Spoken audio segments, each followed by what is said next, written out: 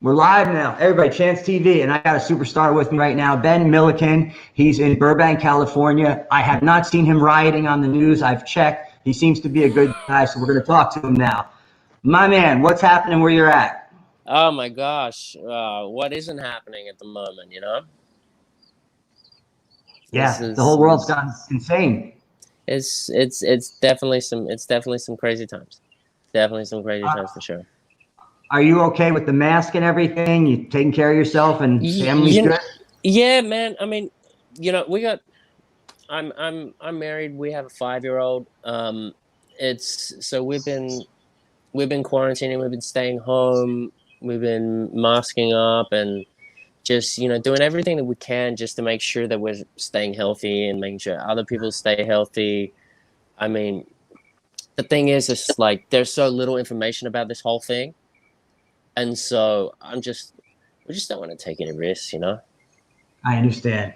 Real quickly, I understand homeschooling is just joyful. Everyone seems to love homeschooling.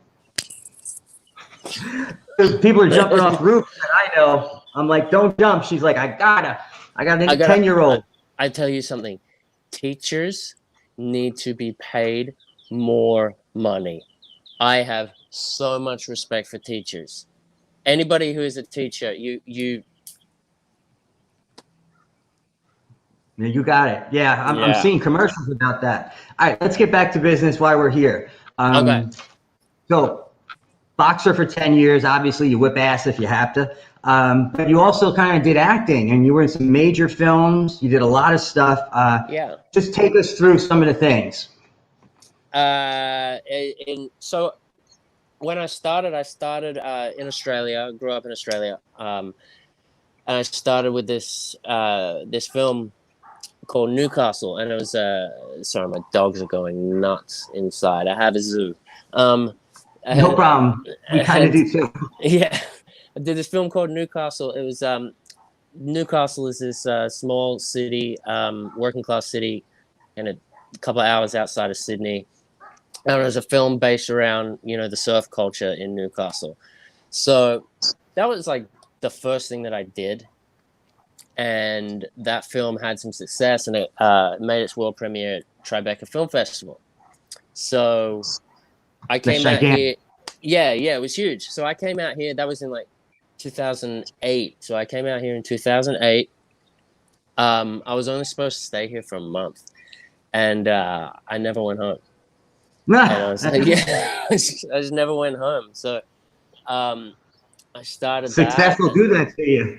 Yeah. I mean, and I just got into a groove and kept busy, and one thing led to another, and I was just found myself consistently working, and it was really, really great. And as of lately, I did season 5 of Bosch just recently, and on Amazon, and that was huge, and that was an absolute blast. I mean, seriously, some of the best people I've ever worked with in my life. Oh, really? Cool. Oh yeah, and Titus Welliver, watching that guy work, such a pro, and such a stand-up guy. I mean, that guy, he's a real deal. He's a real deal.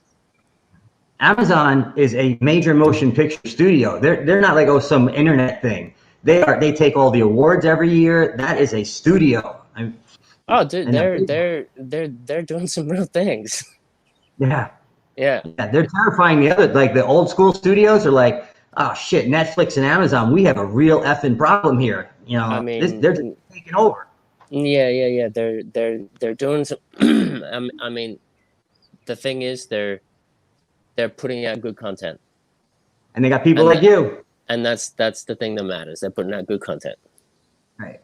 There's also Blue Crush 2. Somehow you forgot about that. I don't think anyone wants to, dude. They want to hear about that. That was, I tell you what, that was a really, really fun movie to do. We spent 3 months in South Africa. It looked like it had to be a fun movie. That was such a fun movie. We spent 3 months in South Africa, traveling up and down the coast. I actually proposed to my wife on that set. Oh, that's beautiful. Yeah. Oh, wow. Yeah. That's a proposal. You can't top stuff like that. No, you The can't. African It coast? was Oh my God. it was so funny though, because I did the whole one knee thing, and we were next to like this little lagoon, and so I did the one knee thing, and then we heard this giant splash, and Joanna, my wife, she's like, "Yeah, we gotta get out of here. That's a crocodile. I swear it is." We don't know what it was. It was dark, but it was still, we weren't taking chances. I agree with Joanna. I would have been ring and gone. Out of there. You're in Africa, bro. Yeah, dude. Nature doesn't play. No, That'll be the end. But no, I was it does married not. for 2 minutes. Yeah, we're gonna miss him. An alligator took him. All right. I heard something about this thing, Mighty Oak. Mighty What happened? Oak. How'd they find you?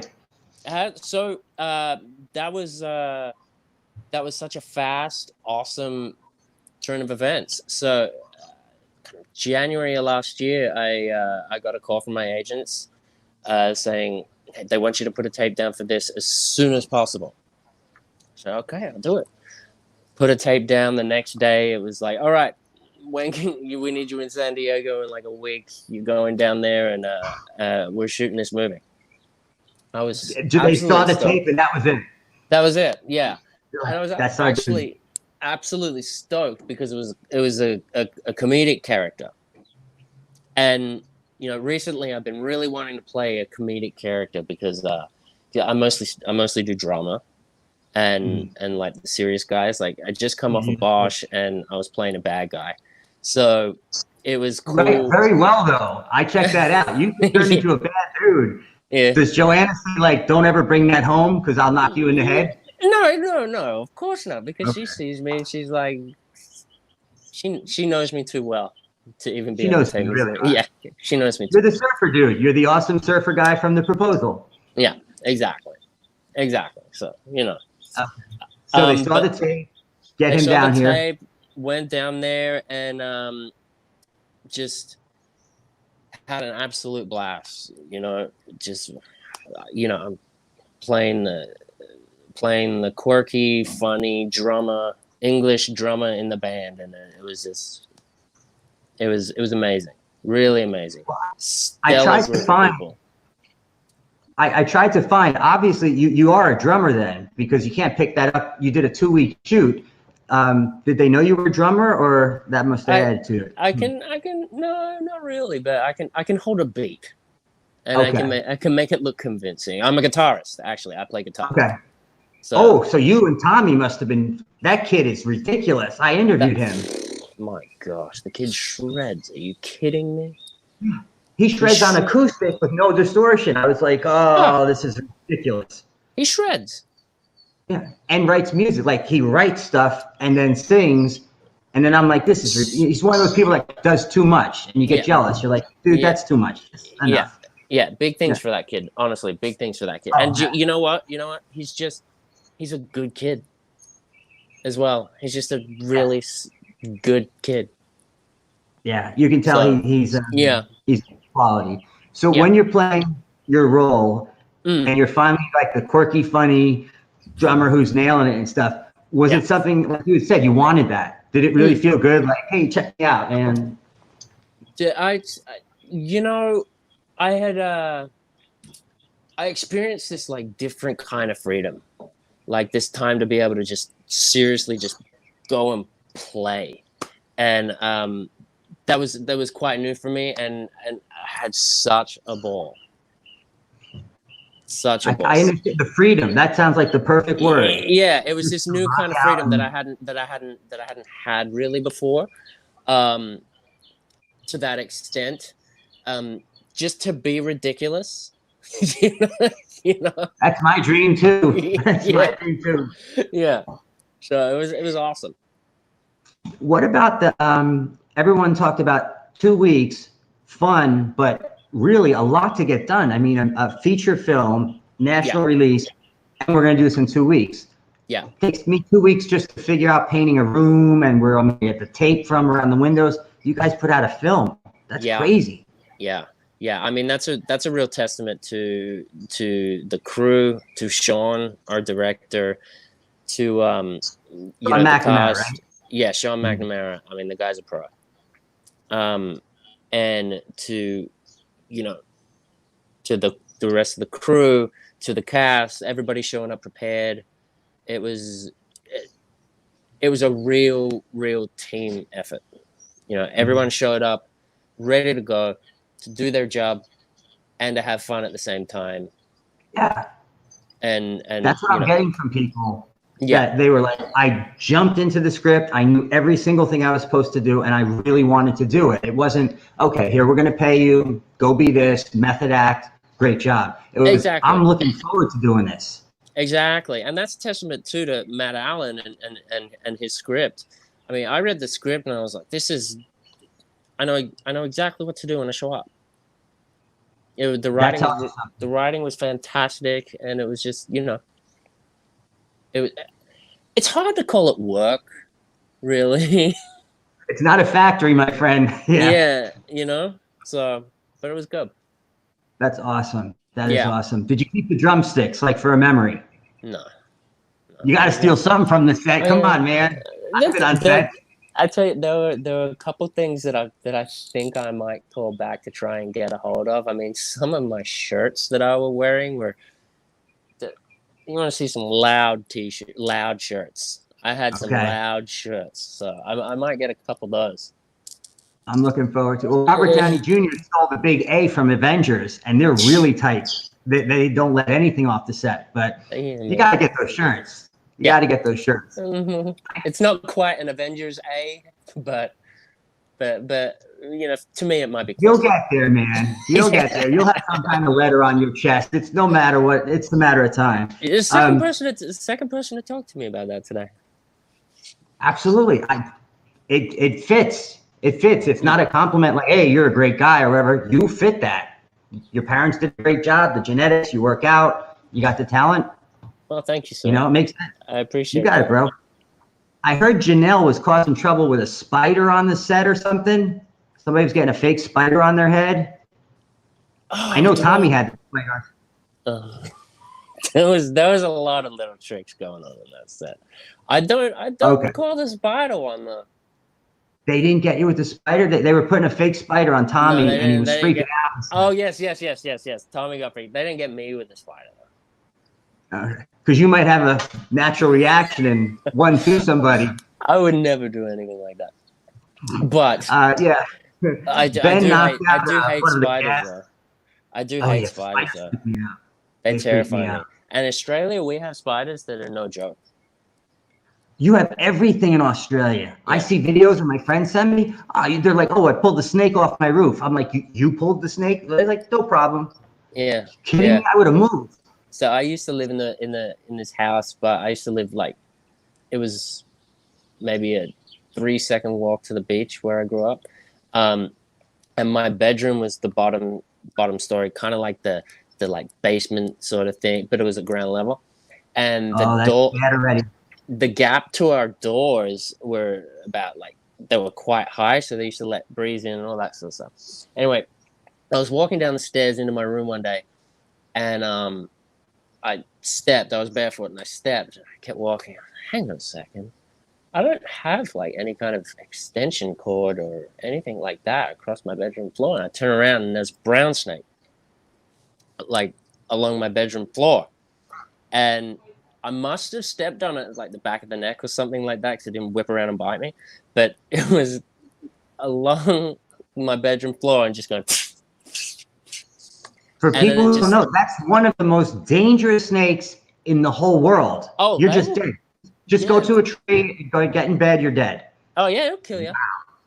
Yeah. And you're stepping on their heads. Dude, I would have had military boots on for life. The lights would always be on. Yeah. Holy crap. Oh, my God. Bad dude. Yeah. How long have you been married? Since Blue Crush, you got engaged? And it's going to be 10 years in August. Oh, wow, dude, 10 years. 10 years. I'd like to ask if it's okay. I can imagine before you met this amazing woman, what was it like? You must have had people sending you stuff in the mail, bras and underwear and everything. I mean, come on. I've talked to people like yourself. I know what life is like, and it's actually pretty I didn't have any of that, really, to be honest. If I'm being 100% honest with you, no, I didn't have any of that. Joanna's behind the camera. Yeah, Joanna's right there. Yeah, she's filming. No. Right. No. Honestly, I didn't have any of that. It's no. Okay. Yeah. I'm not buying any of it. Maybe it's an Aussie thing or something. But all right. So anyway, how did things kind of change once you had that fame? Did you notice friends acting differently, or uncles coming in and being like, "That's my boy, let's hang out"? Not really, because all the people I kind of know are very, very down to earth. And so it hasn't really, nothing's really changed my life or all that way in regards to like my inner circles and stuff like that. And I have a relatively small circle anyway. So, cool. It's kind of, nothing's really changed. And Joanna, she's not in the industry. And she keeps things, she's a very, very good balance woman as well. Perfect. She keeps things very realistic, very, very down to earth and stuff like that. And that's how I like to be. Like, I don't like all the, Yeah. I lived in LA 3 times. I didn't like it ever. The weather, beautiful. The people, I didn't want to see them. I left. I didn't tell anybody. Not for me. Yeah. I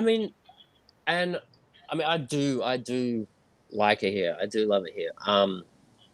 But I think it's just like once you find your people, it's great. But you gotta find your people and hold on tight to them. That's perfect. Exactly. You got to do the drummer roll, quirky, funny, rock out in total freedom. Yeah. We got you lined up for Avengers Part 16, whatever, in a couple of years. Is there anything else? Do you ever want to play Dracula or something crazy? So I don't know. I mean, yeah, a superhero movie would be the best ever. Also, I would love to do some kind of biopic one day as well. I'm not sure of who just yet, but to be able to tell somebody's life story that really made an impact on the world, I think that would be really, really special. To be able to try and take somebody who's actually done something, who's actually done something and made a difference, and try to give justice to that story. That would be something that's really special. That's a real challenge. Not a fictional character. Somebody that can say that's him, and that's him trying to be him. Yeah, so exactly. Like, I look at some of the performances of the time, like Will Smith as Ali was obviously, Muhammad Ali is one of my all-time heroes, and not just because of the boxing thing, but then when I watched Will Smith do that, I was just like, wow, you really got it. You really got it, dude. And just perfect. You know what I mean? Yeah. And the audience got it too. He got it so well that we got it, and we're like, that's what Ali is. That's who he is. That's what. And that's ultimately why I do this. Okay. Just to be able to tell stories like that, and to be able to to entertain, of course, because people need entertainment. I think now more than ever. But also there are stories that need to be told. You said it. Well, I look forward to finding out who that person is eventually. When you first got into that, yeah, I know exactly. One day you'll just be flipping through whatever, your Kindle or something, and you'll go, "Hey, this guy, that's the one. That's the one." Doing it. Yeah. What's Sloan? Kindle. Oh, shut up! It's my sister. She's making fun of me saying Kindle. She also said about this. She gave me some notes as we're speaking. The Huntsman spider in August. Oh, in Australia. Okay. She said, the Huntsman. What's going on with that thing? The Huntsman. Okay, so I was actually talking about these the other night. So, so in America, you know how you have like a house spider. Yeah. And let's say, exactly. And let's say you go, you go on vacation, you come back to your house, and you usually get like one or two in the corner or whatever, and you're like, oh, there's a little house spider. So imagine a version of that is the size of your hand. So Your head? your hand. Wow. So your hand that big? Yeah. Forget it. You look up on your ceiling and you see this big thing up there, and you just, oh my gosh. I used to be terrified. That's a monster. But they're harmless. But it's not a spider. It's more like an animal. Anything and it's on the ceiling. Yeah, like, well, it's a Spider-Man can stick to the ceiling. That's crazy. So I got to know, almost everyone I've spoken with, doesn't matter who they are, they said that they wanted to get into acting because of relationships. Like if they were straight, it was for the ladies. If they were gay, it was for the guys, whatever. But there was that part of, hey, this could be really good for me. That had to have been part of it. I mean, you're beyond a sharp looking guy. The girls must have been there, but you had that with some fame. Yeah, I mean, you know what? It was more like, okay, so for me doing it was just like, it was more of an idea of an escape for me. And I believe that I'll take care. In all seriousness, so when I was growing up, I watched a lot of movies, and it was kind of like I could get transported to another world for that 2 hours, and in that 2 hours, I could forget, whatever problem I had, anything like that, and I never, growing up, I didn't realize that it might be possible that I could potentially do that too. And then when I realized that I could, I was like, I kind of jumped in. That whole side of stuff didn't really factor in, because I was more looking for the part of like, I could go and explore someone else's life for a little while.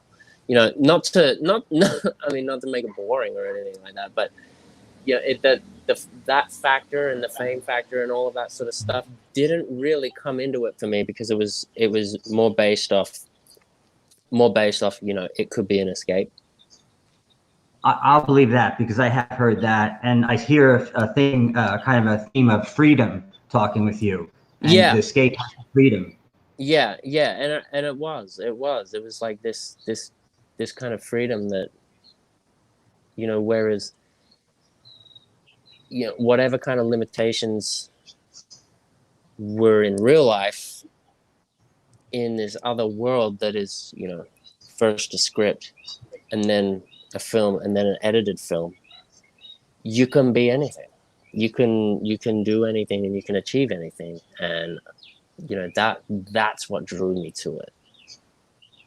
That's a pretty powerful draw. That is pretty powerful. I'll buy that one. That's an actual answer that is completely legit. Do you remember the first character where you really didn't for a second feel that there was any lack of truth, that you totally became that character? Because I know a lot of people, as they're developing in drama school, et cetera, and then they finally have something where they're like, I was that dude. I don't even know what happened, but I thought like him. I didn't have to really work my way into it. There wasn't a big development. I think constantly, every single time you work on a role, you actually find a more in-depth version of that. I don't think there's one specific time, because we're constantly growing as people, right? Mm-hmm. And we're constantly, if you're actively trying to do that, you're constantly like growing and opening up and becoming a more in-depth person. And, so you're I feel like I'm kind of saying that to myself in real life, like every single day, like, wow, I was really that guy. That was me, so I feel like I'm trying to do that every day in life. So I feel like with characters and roles that you take on, the more you're doing that outside work, the more that stuff happens. So I think that every single role that I've done, there has been a brand new element of that because I keep finding parts of myself. All right. All right. Well, I can't wait to see Mighty Oak and see you as someone who I haven't seen before. You are definitely going to be with those bright, wild shirts and that insane, quirky behavior and freedom with the drums and stuff. And I'll be looking to see if there's fake in there. I'm going to be looking for the truth in the drumming. Yeah, have a look. Have a look and let me know. I definitely will. I'm going to keep in touch, my friend. So if there's anyone you want to shout out to, friends, family, the cast, it's all yours. Oh, let me just, first of all, I just want to say, everybody, make sure you go out and vote. It's an extremely important time right now for this country. Being a person who has moved to this country from somewhere else, that'll be the most important thing that I can say. Make sure you get out there, let your voice be heard, and vote. Vote, vote, vote. Please vote. Everybody vote. I'll drive you. Just let me know. Exactly. Yeah, you're right. Okay. That's a perfect thing to end on. And then lastly, if you just say your name, the movie, and you're watching Chance TV, would be perfect. Hey, I'm Ben Milliken. Make sure you watch Mighty Oak, and you are watching Chance TV.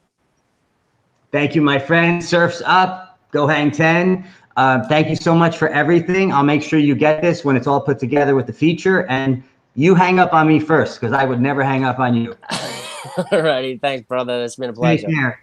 You got it. My best to the kids and Joanna, or the child and Joanna. Will do. Thanks, buddy. Okay, take care. Bye. Bye-bye.